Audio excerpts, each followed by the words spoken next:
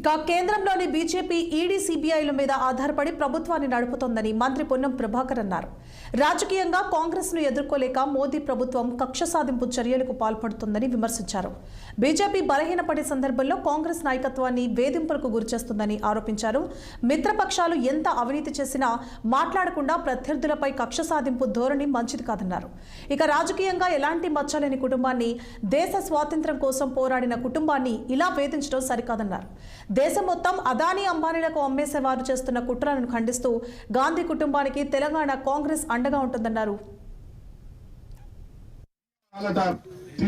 ఆహారానికి కూడా 40% పెంచడం జరిగింది. కాస్మెటిక్ ఛార్జీలు 200% పెంచడం జరిగింది.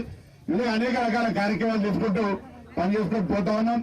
ఇంకా రైతులకు సంబంధించి కానీ ఇతరత్ర కూడా అన్ని కార్యక్రమాలు చేస్తున్నాం. మీ ఏరియాకు నీళ్ల విషయంలో కూడా ఎప్పటికప్పుడు చొరవ తీసుకున్నాం అనేటువంటి మాట కూడా ఈ సందర్భంగా మనవి చేస్తూ, ఒకటి మాత్రం మళ్ళీ ఇప్పుడే జాయింట్ కలెక్టర్ గారు చెప్పినారు, ఆర్డీఓ గారు కూడా బాధ్యత తీసుకొని ఎంపీడీఓ గారు, ఎంఆర్ఓ అధికారులు అందరూ ఎక్కడ కూడా అదనపు తూకం ఉండదు. దయచేసి మళ్ళీ చెప్తాను, ఎక్కడ కూడా అదనపు తూకం ఉండదు. కానీ కొంత తప్ప తారుకు సంబంధించిన విషయాలు కూడా ఇక్కడ మిషన్లు ఉంటాయి.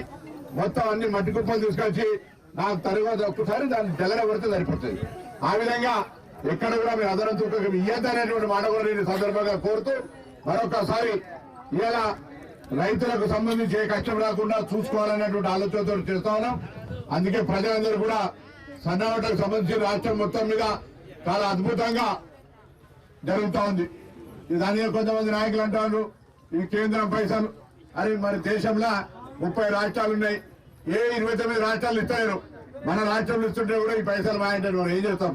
వీటికి కూడా ఈ పైసలు కడతారు. ఇవన్నీ ఉన్నటువంటి పరిస్థితుల లెక్క మీకు అద్దు. కానీ కాంగ్రెస్ ప్రభుత్వం తెలంగాణలో ప్రజలందరికీ సన్న బియ్యాన్ని ఇస్తా ఉంది. బియ్యం